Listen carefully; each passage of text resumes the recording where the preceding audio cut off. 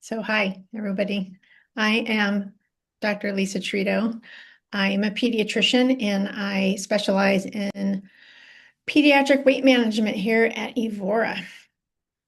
Evora for Kids is part of the Evora Medical Group, which was founded by Dr. Lynn, who's with us today. She's a gynecologist who specializes in perimenopause, menopause, sexual health, and obesity.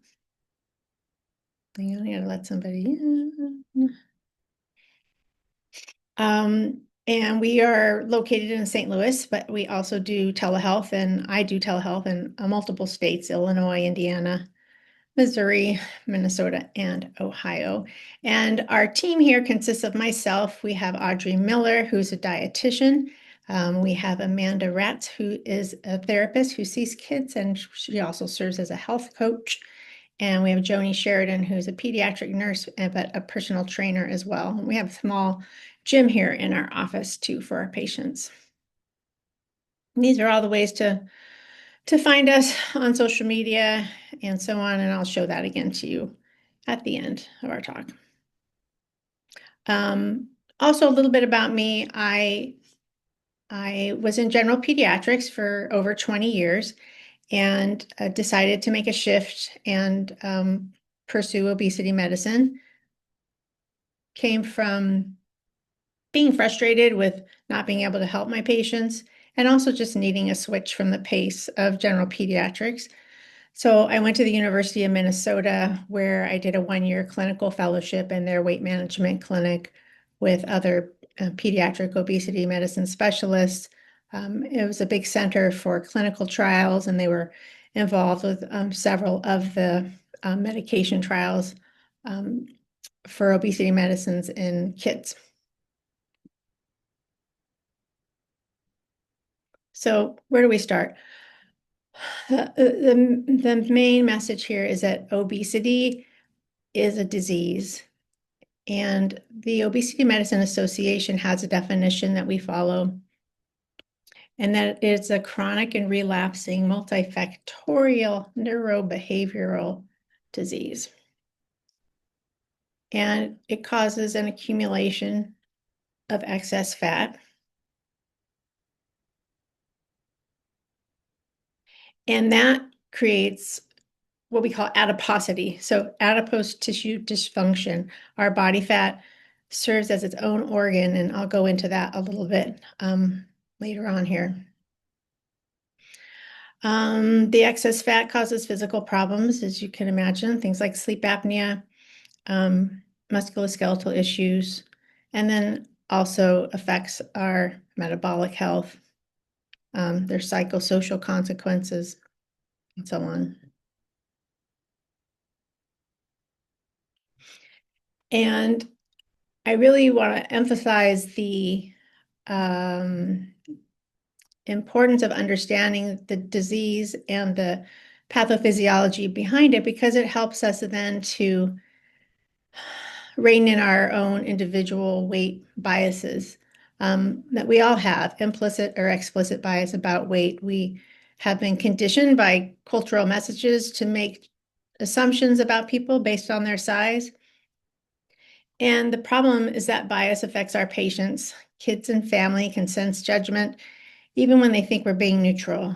And weight stigma doesn't motivate change. It actually causes harm.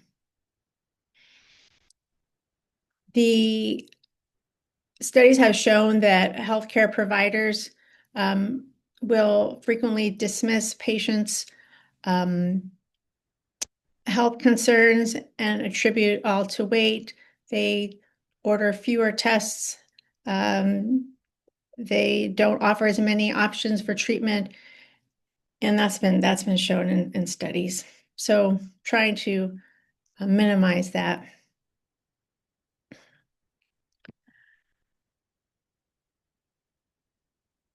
So what is obesity?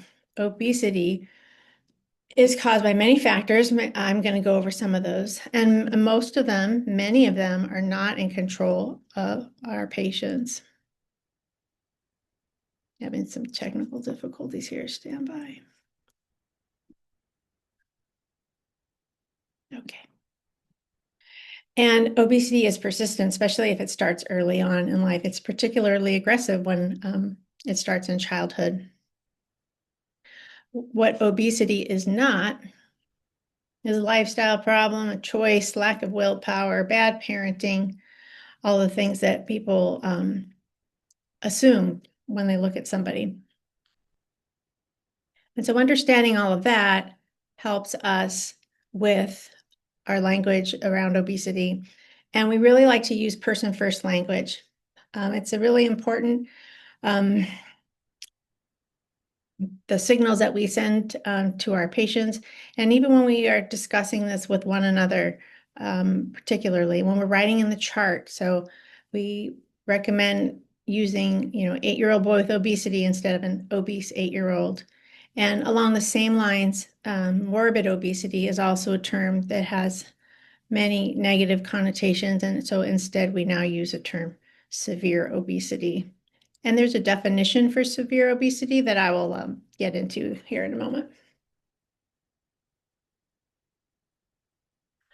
So how we talk about weight with our patients matters so much. It's important to ask permission to discuss weight. I'm sure that, I don't know, physicians are sort of damned if they do, damned if they don't when talking about weight. If you don't talk about it, parents get upset. If you do talk about it, parents get upset. And so it's really ideal that you ask permission and and in a gentle way. For example, when I was in pediatrics, I would always be looking at the growth chart with every patient, and we would just ask them, "Do you have any concerns about how your child is growing, or would you like to talk about it? Are you concerned about your weight? Would you like to talk about it?" Words like obesity and overweight are not received well, and instead I use terms like shape or size or excess weight. In fact, when I meet with patients, it would be very rare for me to use the word obesity at all.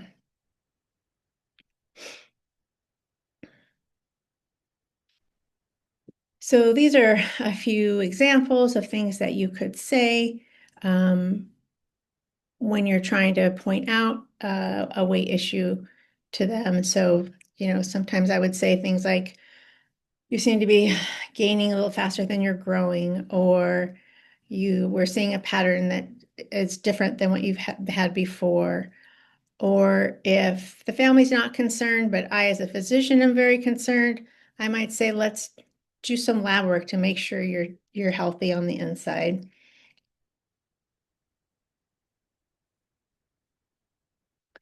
So definitions of obesity in pediatrics. So for children under 2, we use the World Health Organization growth chart, age and sex specific. And if they're greater than 97.7th percentile, that's considered obesity. For 2 and above, we use the CDC growth charts and the BMI being greater than or equal to 95th percentile. But we further classify obesity now into severe obesity, and the severe obesity categories are changing. There's a shift with more severe obesity occurring over time. So class 1 obesity between the 95th percentile and 120% of the 95th percentile. That's a mouthful. I'll explain what that is and show you in just a second.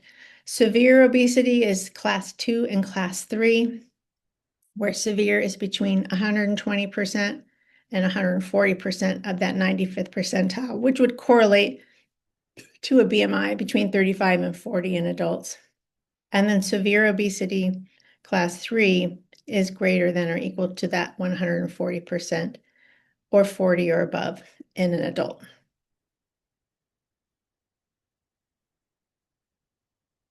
And make sure I got everybody in here. Yeah, okay. So this is your standard growth chart that you're probably all familiar with delineations for overweight and for obesity. And these plot points are a child over time. But what do you do when the growth chart looks like this?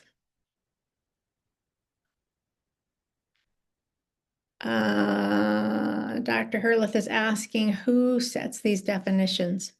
That's a very good question. I don't know where those determinations come from. The American Academy of Pediatrics defines severe obesity as 120% or above.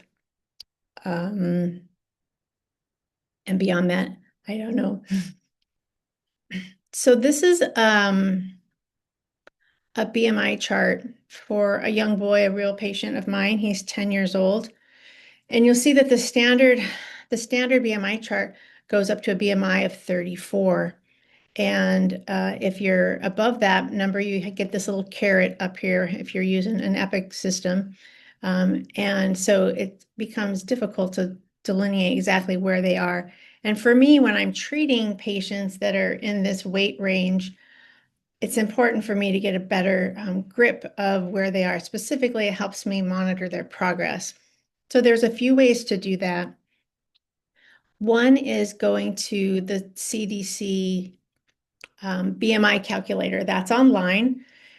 You enter your data about your patient here, sex, age, or date of birth, their height and their weight, and then it'll calculate for you their BMI, their BMI category, and here's that percent of the 95th percentile. So this child, this 10-year-old boy, was at 169% of the 95th percentile. So that number, 169%, would be whatever his 95th percentile number should be times 1.69, if that makes sense to you. You can also plot it on what the CDC now has as an extended BMI chart for obesity, and they have these delineations that show you when you're in class 1, 2, and 3.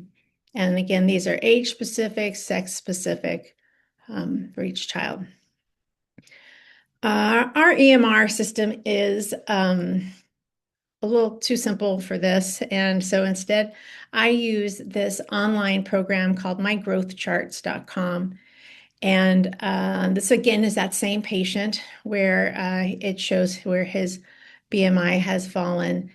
I enter these first few data points myself. That I receive records from his pediatrician, and then these last few are his data points since he's been with me. And for this child, for example, he may have only lost a couple of pounds, but he's still growing and getting taller. And so, one, the fact that we stopped the weight gain altogether, and two, that he's maintaining is still progress. And when I have this kind of detail, I can show the parent that, and I can also sort of reassure myself that we're heading in the right direction. Any questions about that before I move forward? Okay, great. All right. So now I'm going to go into some of the science and pathophysiology about what we understand now about obesity, things that I certainly didn't learn in medical school or training or really until I did the specialty fellowship. So there's something called the weight set point theory that our bodies, our brains have decided what our body weight or our fat mass should be, and it will defend that fat mass by doing things. So, for example, if you lose weight and you try to keep it off, your brain will increase your hunger, your body will decrease its resting metabolic rate. It becomes more energy efficient, and that causes the weight to come back on. And this is the mechanism that helps us explain why long-term weight loss is really difficult. If you think about it, we were evolved to survive a famine, except we don't really have a famine, at least in our society here today. This science I have found so interesting, and I'll go into a little bit more of this, but this is sort of all of the things that go into making up our weight, our energy status, if you will. I'll just go over this briefly. We have environmental factors, for example, how tasty food is, how available it is, how available more healthy foods are. We eat because it's time to eat. We eat for social reasons. We eat for stress. We eat for all these things. So that's sort of this cognitive emotional brain. The metabolic brain we're talking about is sending signals back and forth to our GI tract, to our pancreas, to our muscles. And then we have these factors on top of each individual's own sort of genetic wiring, um, epigenetic factors, all these things we know actually increase that affect your chance of having obesity.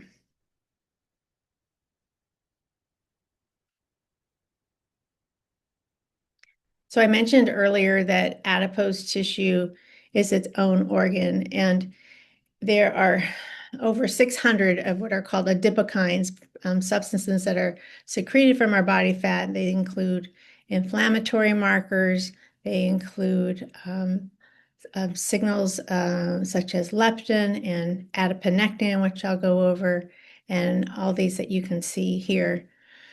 Um, Two of the most important ones that are secreted by our body fat is one is adiponectin, and I see a typo here. I'll explain in a second. Adiponectin, actually, the levels of this go down as obesity goes up. And this is the good hormone that we want from our body fat. It works on our muscle, liver. It's anti-inflammatory. It helps us be more sensitive to insulin. And like I said, this is this typo right here. And low levels are associated with type 2 diabetes, metabolic syndrome, fatty liver disease, etc. And then we have leptin, which is also secreted by adipose tissue, and that works at the level of the hypothalamus, and that helps decrease our appetite, increases energy expenditure.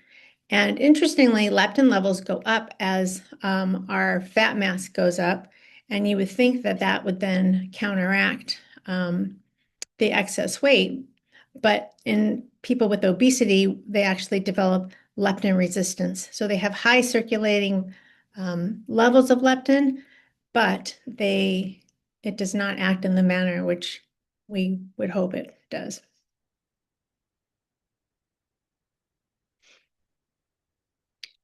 And these are just a couple of the most, I don't know, famous, important hormones that are involved in regulating our weight and our energy status. One is ghrelin, which is a hormone secreted by the antrum of the stomach, and it's our hungry hormone. It goes up when we haven't eaten. It peaks right before meals, typically. It's extremely high in patients with Prader-Willi syndrome. And when someone has a sleeve gastrectomy, that portion of the stomach that makes ghrelin is removed. And that is part of why that surgery works so well. It's not just that we're making the stomach smaller, but we're actually affecting the hunger hormone. And that's part of why they call it metabolic surgery now as well. And then the most famous peptide of late is GLP-1. GLP-1 is secreted by the intestines, the ileum, and it improves our insulin sensitivity. It makes us feel more full at the level of the hypothalamus, and it also slows down our gastric emptying. And that's where these medications such as liraglutide, which is Wegovy and Ozempic, I'm sorry, that's semaglutide, or liraglutide, which is Victoza and Saxenda. That's how they work. Um, as well as tirzepatide, which is not listed on here.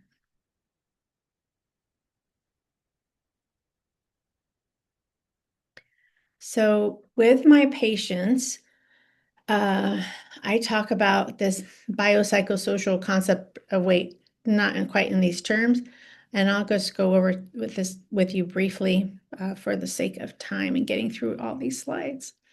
So we talk about three major factors. So our biology, our genetics. It's thought that our weight is determined by genetics 40 to 70% of the time.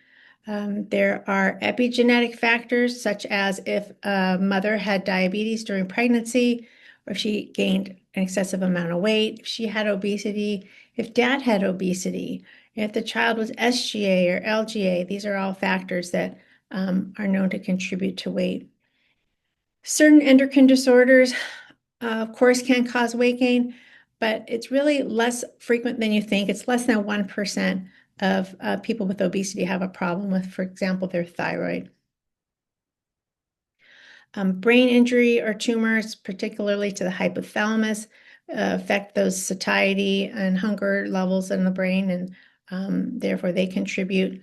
Certain medications can cause weight gain, poor sleep, sleep apnea. There are bacteria in our gut that are associated with obesity. If you have a certain ratio of one to the other, it's associated. And even a particular strain of adenovirus has been linked to obesity.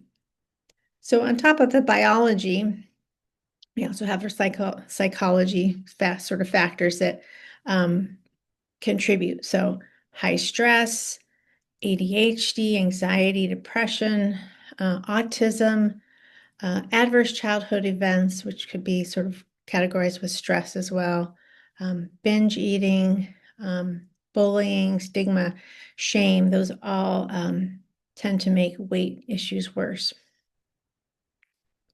So you have biological factors, psychological factors, and then you add in the environment that we live in, which we would consider an obesogenic environment, meaning food is everywhere and food is delicious. The ultra-processed food is particularly challenging.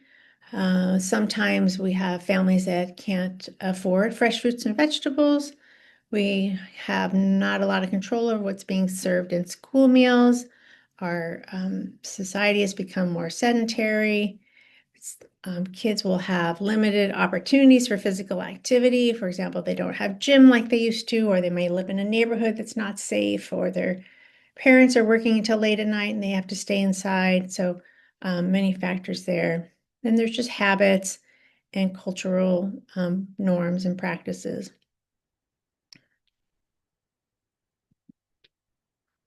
And again, that weight stigma and bullying also makes weight worse. So all of these factors. Any questions about that before I move forward? Okay. And so many parents come in and tell me that they've been told by their doctor that their child will outgrow their weight, but actually, most likely they don't. 80 or 85% of children with obesity become adults with obesity. Currently, about 40% of US adults have obesity. And it's projected that in 2030, 50% of all US adults will have obesity. 1 in 4 will have severe obesity. As I mentioned earlier, that's rising. And that more than 50% of children by the age of 35 will also have obesity. So it's a problem that's not going away, and which has prompted the American Academy of Pediatrics to publish their clinical practice guideline, which came out in early 2023, that said watchful waiting is no longer recommended, that if children present with obesity, they should be offered a full spectrum of treatment options. This is from that clinical practice guideline from the AAP. It's a flow chart algorithm on how to address weight, when to recheck, when to order labs, and this is all available on the AAP website. I'm not going to go over this in great detail.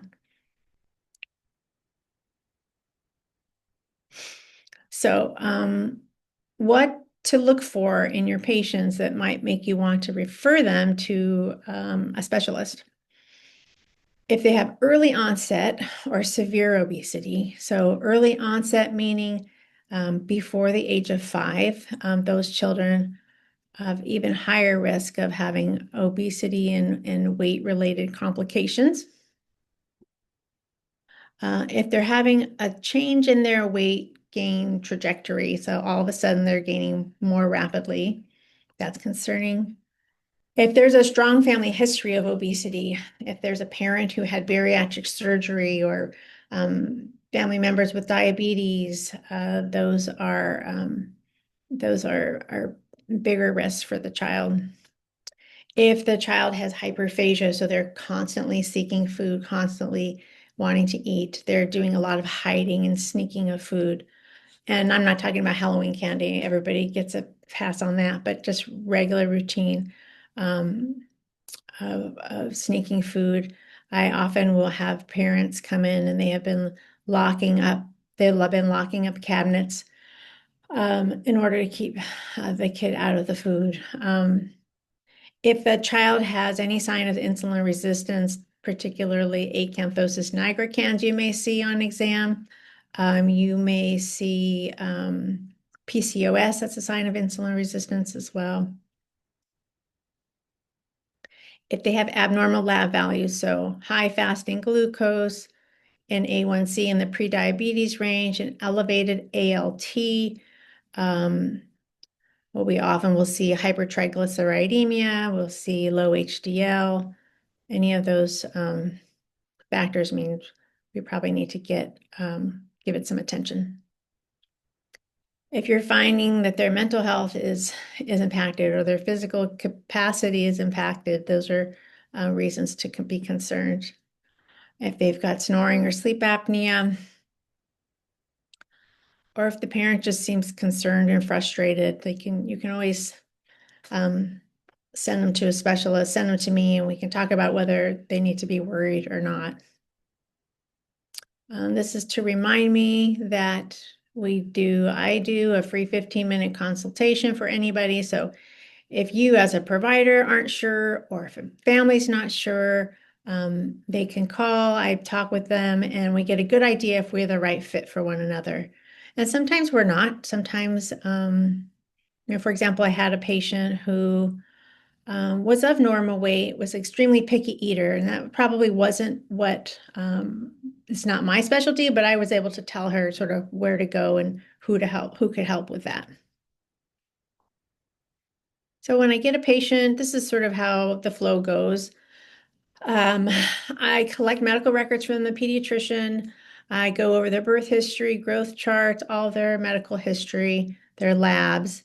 I have the family, the parent fill out a questionnaire prior to the visit. And that first visit lasts about 90 minutes.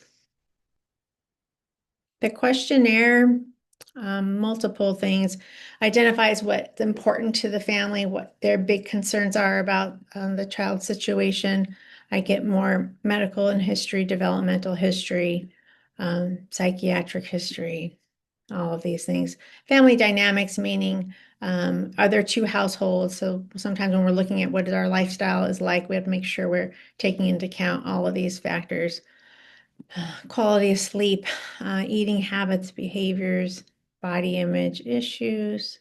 If they're younger children, like under 12, I may ask the parent to just keep a brief food log for a few days prior to the visit, just to get an idea of what is going in. Any social issues. And then I always want to know like what they're good at, what they're interested in, like something positive that would motivate them. So we get a good idea of that. So I have all this information before I even meet the family. And so I feel like I know them before they've even arrived. And once they get here, if there's an adolescent, 12 or older, they fill out their own questionnaire on a tablet. And while they're doing that and while they're getting checked in, I'm able to talk with the parent. It's similar questions. I do a PHQ-9 and a GAD-7 to screen for depression and anxiety. I talk about some of the same things I asked the parent. Look for disordered eating, body image issues, social stressors, etc. Let me back up a sec here. And I learn a lot from these questionnaires. Often the kids will tell me things that they won't talk about in front of the parent. Or, for example, I had a patient who told me that she got up in the middle of the night to eat whenever she'd had a stressful day. And a stressful day for her was her brother's friends coming over and making fun of her. And this happened on a regular basis. Um, Parent didn't have any idea that that was going on. I also like to just also, and on a positive note, what again, what are they interested in? What motivates them? What do they enjoy? So, as I said, as the patient's getting checked in, getting their vitals done, I have a moment alone with the parent to talk about any sort of sensitive subjects that they may not want to bring up in front of the child. I get a feel for how the patient is feeling about coming to the visit, and I mean, most always the patients are happy to be coming in. They are on the same page when they come to my office. So we'll do brief history and physical exam, go over those questionnaires. Sometimes we compare answers, particularly in sleep, when the parent thinks the child is sleeping this many hours and they're actually sleeping that many hours. Review all their records. We go over what I call a typical day, starting with when they wake up until they go to bed. What time do they wake up? When do they eat? What do they drink? What do they do? Just helps me get a good picture of what life is like for them.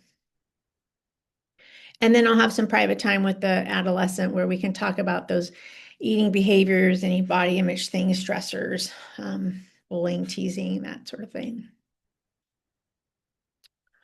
After all that, I go over that biopsychosocial model that I was talking about and in a general way, and then I identify what this particular patient may have as contributors to their weight. And that's sort of how I talk about it as contributors to weight, shape, size, and I explain to them, particularly like a younger kid, about how everybody's biology is different, and that's why one person may um, eat this way and have this level of activity and look completely different than someone else who does the same exact thing.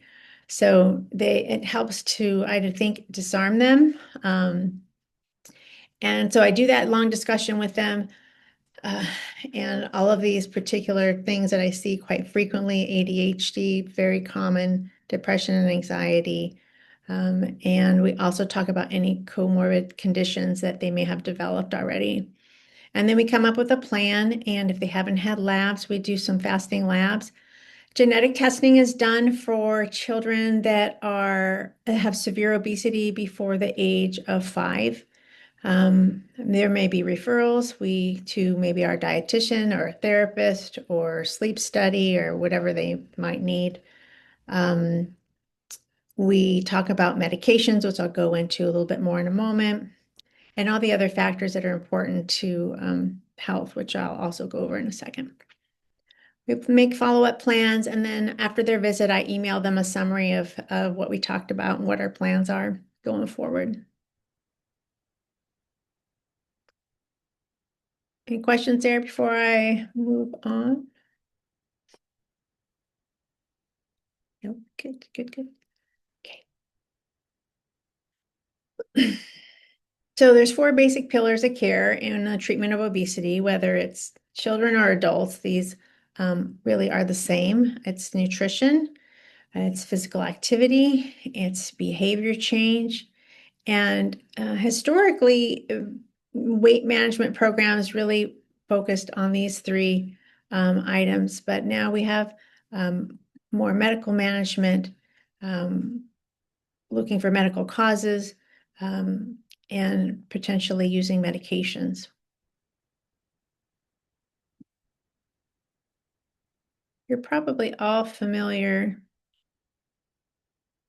with SMART goals, but I would do these with my patients every time they come in. We talk about some small changes that we're going to make. We look at what their lifestyle is like at the time, and then we just make, like I said, incremental changes. So it might be just increasing 1 serving of vegetable per day. It might be starting 15 minutes of walking. It might be limiting fast food. It might be promoting family meals and we make these decisions together. And what I will do typically is say, well, this is what I see from what you've told me. These are things where we could do some work. What would you like to work on? And we set these goals together. We problem solve, anticipate barriers that might come up and come up with an agreement. And then I will send that to them in that summary email after their visit.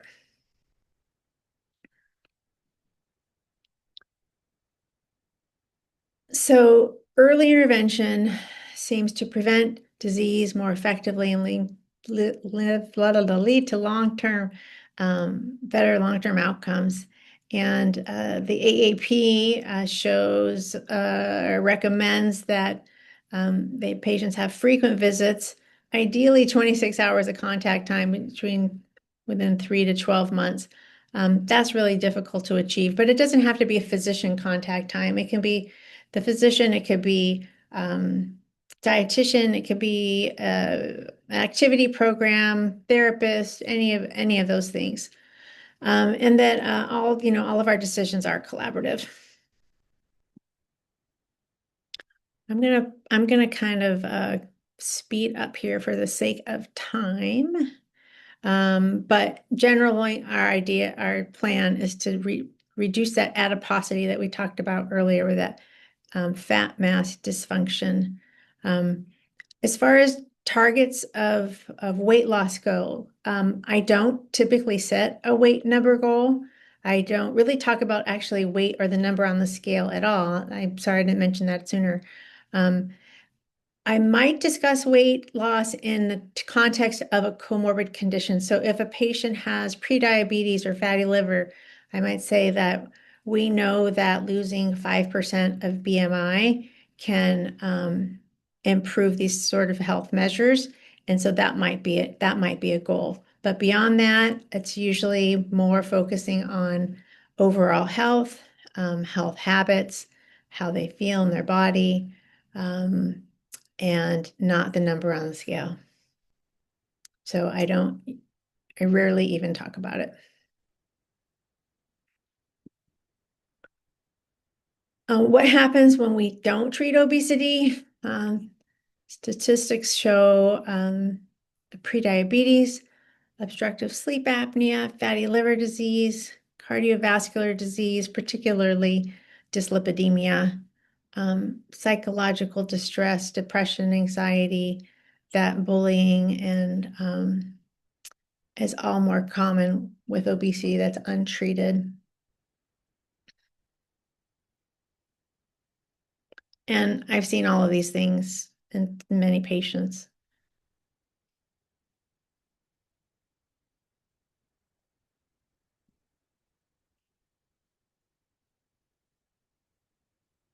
So thinking about medications for obesity, if you think about it, it's kind of risk versus risk. Risk of medication and risk of no medication. So with medications, we have side effects, we have unknown long-term side effects or risks. Without medications, we have increasing BMIs, worsening or development of comorbid conditions, reduced life expectancy, increased rates of other obesity-related conditions, and then benefits of treatment, improving quality of life, reduction of those comorbid conditions. And benefit of no treatment is no side effects from medication. So talking about medications, I do try to manage expectations that these aren't miracle drugs and they don't work all on their own, that we still have to work on lifestyle changes, that slowing weight gain or stopping weight gain is still progress. We don't have to always be losing weight. When we do lose weight, sometimes it's slower than we expect. Everybody responds differently to these medicines. Doses can need to be adjusted. Sometimes more than one medication is needed. And the treatment should be expected to be long-term.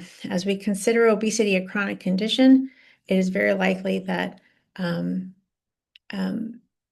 whatever we do to improve the weight is what we will need to continue long-term. Now, they may not need to be on the same medicine, or they may come off for a while and go back on. We don't know, but we know that this is a long haul condition.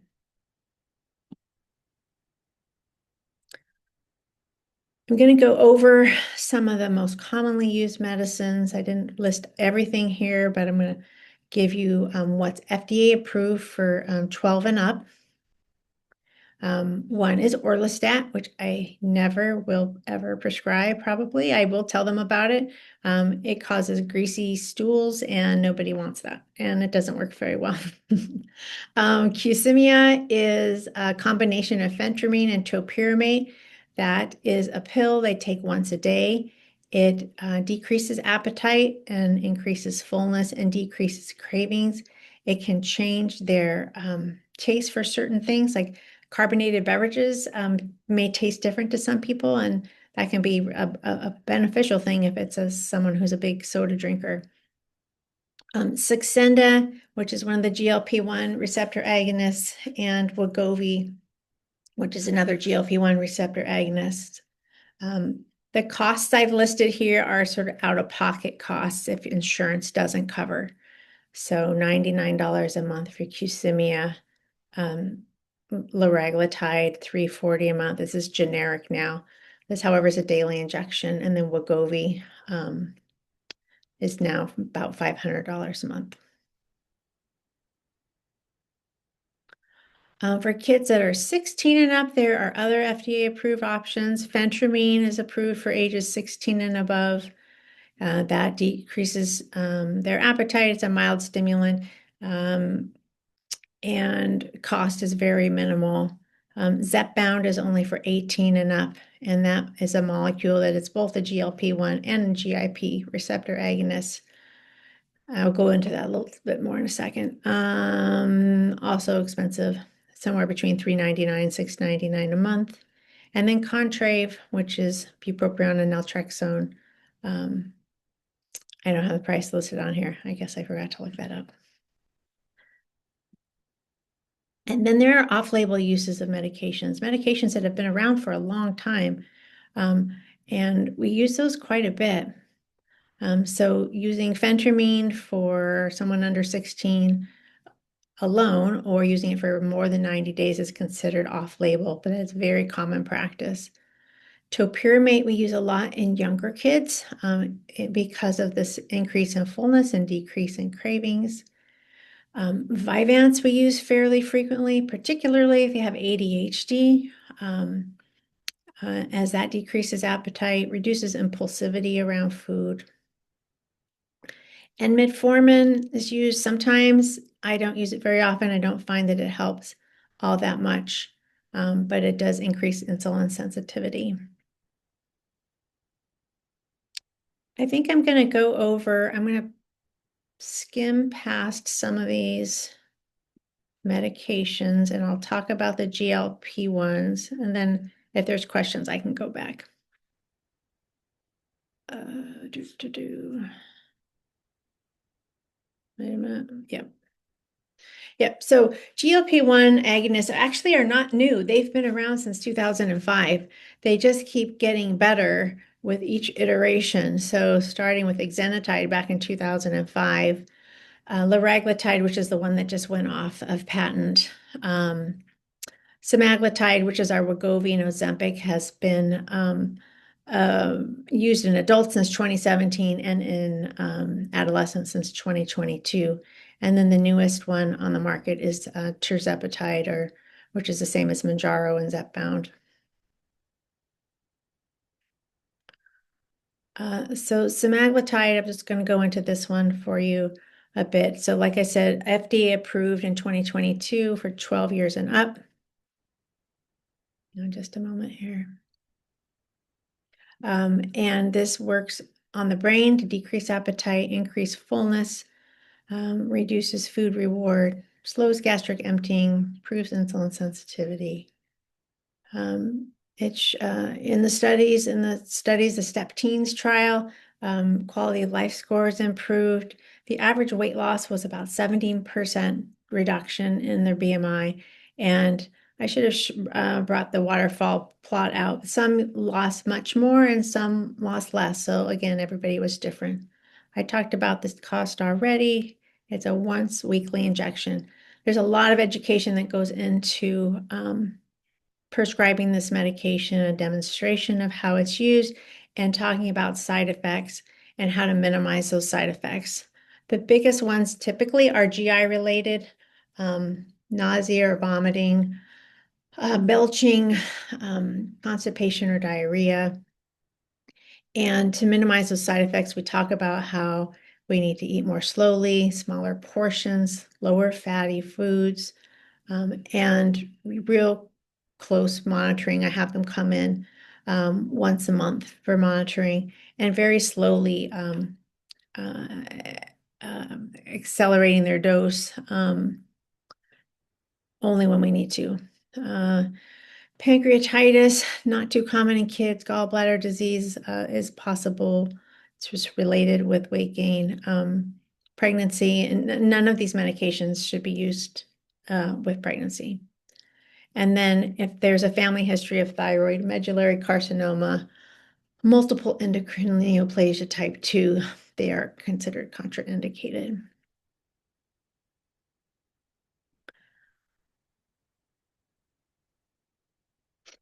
So just in general, obesity treatment is highly specialized, individualized, that there's more than one option available, that when we think about using medications is treating that underlying pathophysiology, it makes an easier choice to make. Slow titration, careful care really leads to best outcomes. And that the treatment benefits are, beyond that number on the scale.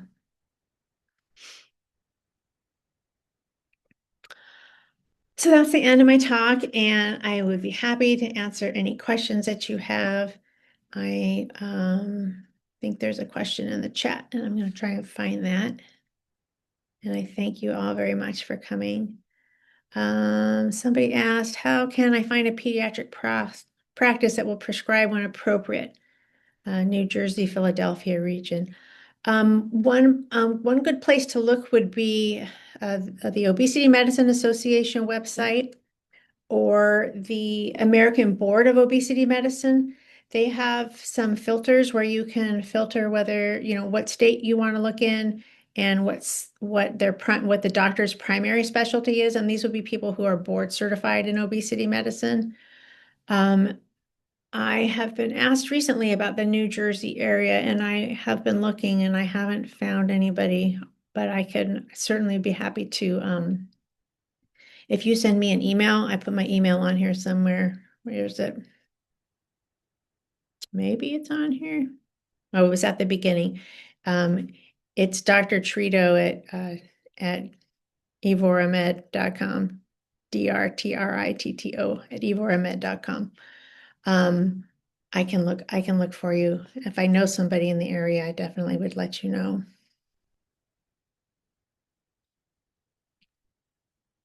I love what I do. Like it's so rewarding to see success. And I didn't mention it, and I know it's a big concern, as are patients gonna develop eating disorders by coming to weight management? And actually, the data shows the opposite, that when kids come in to a specialist like myself or a multidisciplinary group, they're less likely to develop eating disorders, because when they're left on through their own devices, they do things that are really just not healthy. They start skipping meals. They will take diet pills. They will follow fad diets and so on.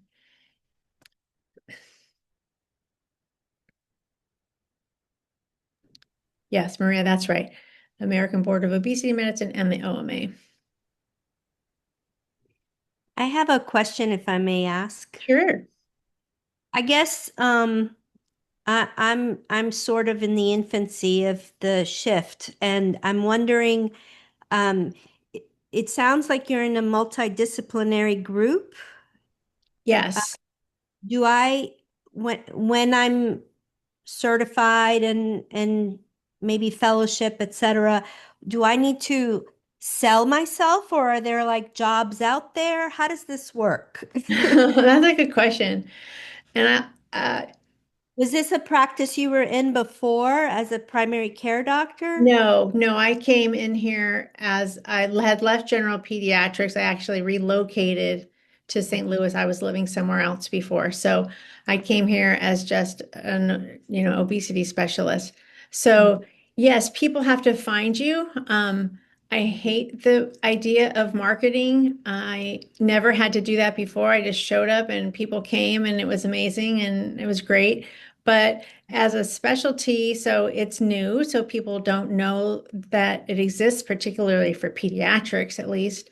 And so there is some marketing, like I have to just tell myself every day, I can't help people if they can't find me and they don't know what I do. So just so yes, there is some effort in that. Do you have to be in a multidisciplinary group? No, if you educate yourself well enough, because I do, honestly, I do a lot of the dietary counseling and activity counseling. And I don't send everybody to a dietitian. It just depends on the family and the situation. Dietitians can be helpful if you're in a practice that is so busy that you can't see them every month. You want someone to be having a touch point with them along the way. So that's when like pairing with other professionals can also be good. But since I spent so much time with dietitians during my training, I feel pretty well equipped to handle a lot of a lot of those issues. If you're in a academic center, um, there's going to be typically you're not going to have to look for patients. People do end up coming to you there. Um, and the reason I chose to do this in private practice is because I really wanted to be able to do it sort of my way, like being able to spend as much time as I feel patients need and to be able to see them and follow up when I think they need to be seen. And my experience with the academic centers is that that's not really possible. The visits are rushed and they aren't able to get in for follow-ups, and that's really frustrating way to practice medicine. And not just, where I trained, but um, with other people that I've spoken to that are in other practices around the country, it's the same experience there. But there are some jobs out there if you're thinking pediatric. There are some I do know of some jobs out there. Okay, thank you. Sure.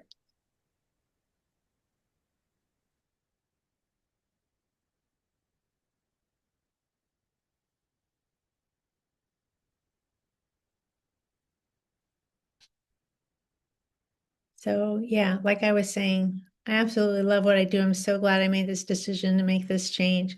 Um, these kids are so fun. I don't know, I just love them. Every time a patient leaves the office, we just talk about how cute they are.